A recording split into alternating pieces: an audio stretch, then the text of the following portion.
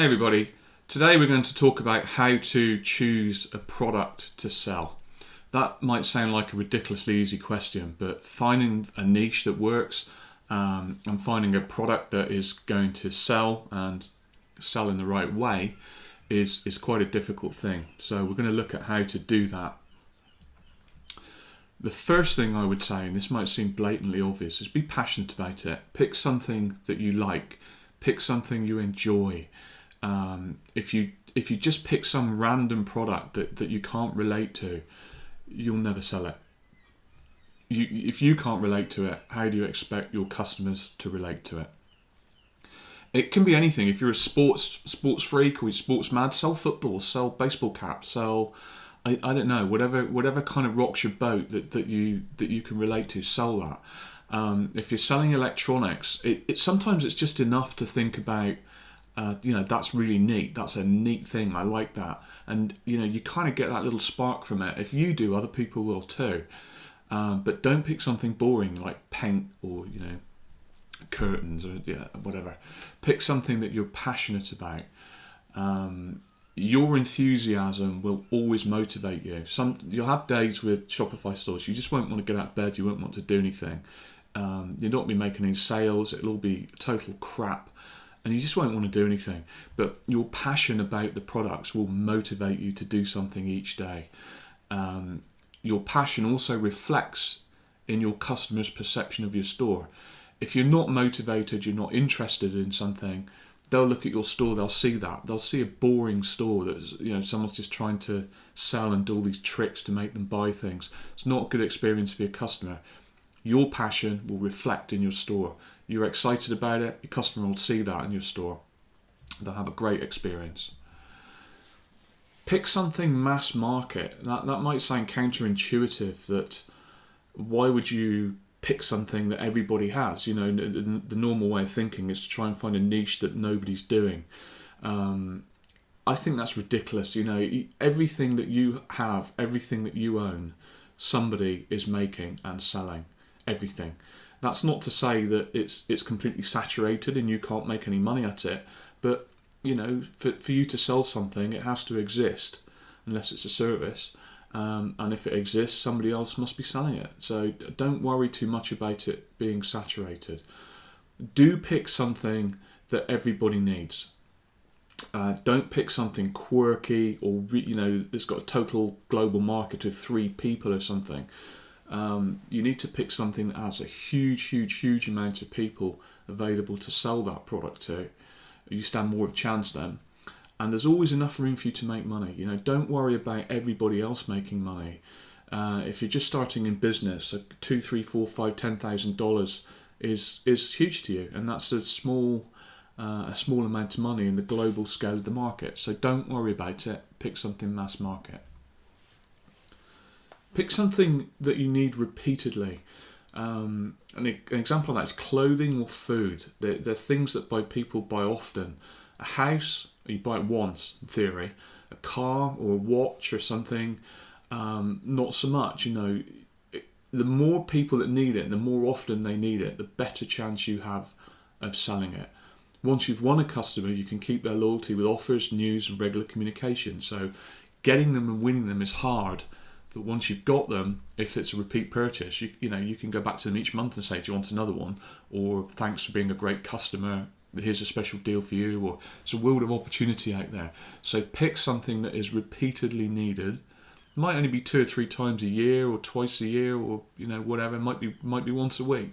But you have a lot better chance of keeping customers and selling if it's something that is needed often. And a happy customer, one, in theory, it's an income for life. You keep that customer happy, they'll keep coming back. People are creatures of habit. You take car insurance or home insurance. Once you've gone and found your policy, you buy the insurance and you don't really check it again. It just renews automatically every year. And every sort of 5 or 10 years you think, I'm going to go back and check. Maybe I'll get a better deal. But generally you just stick with the company you bought it from. You don't really change unless they give you a reason to. This is a big one. Pick something with enough margin. Print on demand or something like that. It's a $10 product or a $20 product. with 10% margin. Now I know everyone says, oh, there's $30 product and there's $10 profit in that. No, there ain't, because you're going to take your Shopify costs out of it. You're going to take 2 to 5%, maybe PayPal fees or credit card processing fees. You've got the cost of advertising. You've got the cost of shipping. These things all eat into your margin. And what you'll end up doing with low margin product is you'll end up working for nothing. You'll sell 10,000, 20,000 products and you'll make no money. So a $10 project with a 10% margin will take 1,000 sales to make $1,000. 1,000 sales. A $100 product with a 10% margin will only take 100 sales. 100 sales is doable. That's 10 sales a day is 70 sales a week, right? Make sure your product has enough margin to allow for all your costs. It's the biggest mistake people make. They don't factor in all of the costs. They just assume that they're quite small and it's only a few dollars or something, but they're not. They're actually quite big. A $75 to $100 product range is pretty good. It's a fairly easy sell because people don't have to think too much about it. If you're spending $100, whatever, I'll just spend $100. Anything up to $200 is better. I would say if you're doing $150 to $200, you're in good shape, because typically you'll be paying maybe $50 for that product, and there's $50 to $100 of meat in that. So you can spend maybe $20, $30 on a cost of acquisition if you're doing Facebook ads and still make money. If it costs you $30 to sell that product, you'll still make money. If you get into more expensive products, say over $200, people will compare and buy the cheapest. White goods are a good example of that. In the UK, some stores disappeared off the high street because people were going into the stores, looking at the products, which are sort of £200 to £500, and then just going online and Googling it and picking the cheapest. Up to $200, people, it's an impulse buy. People don't really think about it too much, so long as it's, they don't feel they're being ripped off, and they look at it and think, yeah, it's kind of reasonable. Maybe it's $50 less, maybe it's $50 more, but it's reasonable. Over that, they'll check. So that would be my advice. Unless you're in a niche that you're really, really keen on price, keep it to sort of $100, $150, I would say. Have a low delivery time. China is not a good idea. If there's one thing that pisses people off, it's waiting 6 weeks for a product to turn up. They open the product and it's shit. And they feel, I've been ripped off, what the hell? People are getting wise to this now. They're not stupid. They know what AliExpress is. They know what things cost. And, if you're going down that route, I wouldn't recommend it. Pick a supplier in your target country. If you want to sell jewellery, and you're selling in the United States, go and find a company in the United States that wholesales jewellery. Why would you go to China? Go and find a good, reputable American brand in the US that does drop shipping. And if they don't do drop shipping, ask them. Just say, do you do drop shipping? I started my business like that. People said, I don't know what drop shipping is. What do you mean? And I said, well, just ship it to the customer directly for me. And their answer was, oh yeah, we'll do that as long as you pay for it. Well, of course I'm going to pay for it. But that will tend to give you things that in stock and low delivery time. So if you're shipping domestically, somebody can have it in 2 or 3 days. If you're shipping from China or somewhere else in the world, it's 2 or 3 weeks or longer. It's just a shitty experience. So have a low delivery time, and if that means getting stock in the country you're selling to, or a supplier in the country you're selling to, do it. Why not? What's the problem? Do it. What AliExpress products were. This is something I see a lot. I'm going to go to AliExpress and I'm going to look for products. I've got a simple way of thinking. That's the only place in the world, obviously, that does products and drop shipping. What I'm saying to you is you need to do things the other way around. You need to think about what I'm saying here and decide on a product that works for you. Pick some products, or 2 or 3 products. The next thing is go and find those products, and they might not be on AliExpress. They probably won't be, but just Google those products. Google them, see where they are in the world, who's making them, who's selling them. then reach out to those people in the country that you are trying to sell to. So if you're trying to sell to America, reach out to people in the United States and ask if they'll, just ask them, will you ship directly to customer for me? Use Skype to get cheap calls. It's all very well going, I'm in Japan and I need to ring America and it's too expensive. Get Skype, put a few dollars on it, you can ring them for a penny a minute and you can have a conversation with a real human being and ask them questions. Other questions to ask them are, what product images do you have? Because if you've got them to give great product images to start with, it's one less job for you. You don't need to photograph anything because your supplier already has great photographs for you. Same with descriptions. What descriptions do you have? Do you have it available in an Excel spreadsheet? These are the kind of questions that I would ask a supplier. Do you have great products? Do you have great descriptions? Is it in a spreadsheet? Do you have a stock sync file available that I can sync up to? So I've always got the ability to show my stock level. I never oversell things I don't have.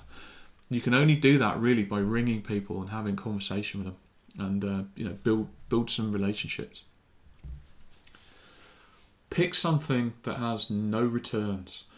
Fortunately, I sell lingerie and we get a ton of it back. 25% typically, because we get guys buying it for their girlfriends, they split up with their girlfriend, they send it back, they guess she's a size 8 and she's actually a size 30, so they send it back. They get in trouble because they buy things she doesn't like, so they send it back. Buy something that has no returns. A brick, a skateboard, a tin of paint, who's going to send those things back? Nobody. You get it, and if you buy a tin of paint, it's the wrong colour, you think, you know what, I'll just keep it. I might want to paint something that colour in a few weeks or whatever. So give it some thought as to whether you are likely to have returns, because if you do have returns, you've also got to think about the returns process. How do you handle that? Where do people send them? If you're drop shipping, typically you're stuck with it. Your supplier sends it out, your customer sends it back to you, you're stuck with it because you drop ship. Just pick something that you're not likely to get back and give it a good deal of thought. Add a little luxury. So higher end products typically you charge more for. They're more desirable and people want them more. Typically customers will pay the price asked. They're not shitty bottom feeding customers that always want something for nothing. Those sort of customers, if you charge $1 for a product, they'll want it for 50 cents or they'll tell you they can get it somewhere else cheaper. And my answer to that is go somewhere else then, off you go. I don't want you as a customer because you're a pain in the arse and you're a cheapskate. I want good middle class people with an income that see it, they'll buy it. They're not going to haggle with me and then they can't be bothered to go and look somewhere else for it. So add a little luxury. Typically, if you do, customers will pay the ask price for that product. Your brand will appear more upmarket. Your store will look better and you'll avoid all the cheapskates. Something to think about with you don't have to go mad with high-end products, but just a little more upmarket is everybody else will be going after cheap products and cheap customers, which will leave you alone in the market to those better customers. Pick something with an upsell potential. Making money is not necessarily about selling the product, it's about maximizing the profit that you have. And you can maximize your profit by selling more things. Typically, in an example, if you sell cell phones, you can also sell them a phone case, chargers, batteries and other things at the same time. Not as a separate sell, but at the same time. Product selection can increase average order value and so profit. By picking a product that allows you to bundle other things with it, you're going to sell more, you're going to make more money. So it's an easier sell. If you're selling two $100 products, you're making a lot more margin than just selling one $100 product, right? Because $50 a product, you've just doubled your profit. Pick a product that allows you to sell complementing items at checkout. So that's where we're trying to sell to people at the checkout, point of sale. Do you want this as well? Would you like that at the same time? And you can also use complementary things to give away to get the sale. So if you are selling cell phones, do you want a free phone case with it? That's an incentive to buy your phone as opposed to somebody else's phone. And phone cases can be as low as $1. So if you're selling $100 cell phone, and it costs you $1 extra to give away a phone case in order to make that sale. So it's a great way of doing that. Upsells are everything. If you're selling things like, I don't know, glass or a tin of paint, or it's very difficult. I suppose paint, you could sell paintbrushes and things like that, but just try and pick a product that has complementary things that you can sell. Go for quality every single time. Better products mean less problems. If you're selling shit from China, you're going to have no end of unhappy people complaining the product fell apart in 2 minutes. They're never going to buy from you again. It's a one-shot deal. They buy from you, discover it's crap, all the problems with it, they're not going to buy from you again. So better products mean better customers, happier customers. Always over-deliver. So if you promise something crappy, deliver something that isn't. When the customer gets it, they'll open it and go, wow, this is really good. For the money, this is really good. The quality's good. It's a good product. They're happy. They'll come back and they'll buy from you, and they'll tell their friends and family. Good quality product will reflect in your brand being seen as a quality brand that's value for money. And that's what you want. You want to be seen as a good brand, a good store, and it's good value for money. You can always charge a premium price for a good product with no need to discount it. You don't need to discount your products. There seems to be a rush to cut your throat to give something away for 50%. Why would you do that? It just sends a message over to your customers that your product is not worth what you're asking for it. It comes over as a trick. If you buy quality products at a quality price, you can have a genuine sale, like at Christmas. You can do 30% off. I wouldn't do 50% off or something, but do 30% off, or 20% to repeat customers or something. It makes them think that they're special. Not cutting your throat on price all the time. So premium price, premium product, no need to discount it. And that's kind of my advice to buying products. Write it all down, spreadsheet it all, do your research. If you want to know the one to pick, go onto Facebook. I guess you've got a few hundred friends, so everybody does. Go onto Facebook and post the product ideas and say, which product would you rather buy? Product A, product B, product C, or product D? And have a poll. Just have a poll amongst your friends. What would you buy? Then have another poll. What would you pay for that? $100, $150, or $200? What do you think it's worth? And be clear about it. Say your friends, just say, I'm not asking to buy this. I'm saying, what would you pay for it? What would you think is a reasonable price? And when you've done that, you should understand better what products will sell, because it's all very well you picking one and thinking, yeah, this is going to sell. Ask people, ask all your friends, would you buy it? Would you buy it? And if you would buy it, what would you pay for it? And then you'll come out of that process better knowing what you've got a good chance of selling from day one. You have a real good chance of selling those products. So that's my top tips for product selection on your Shopify store.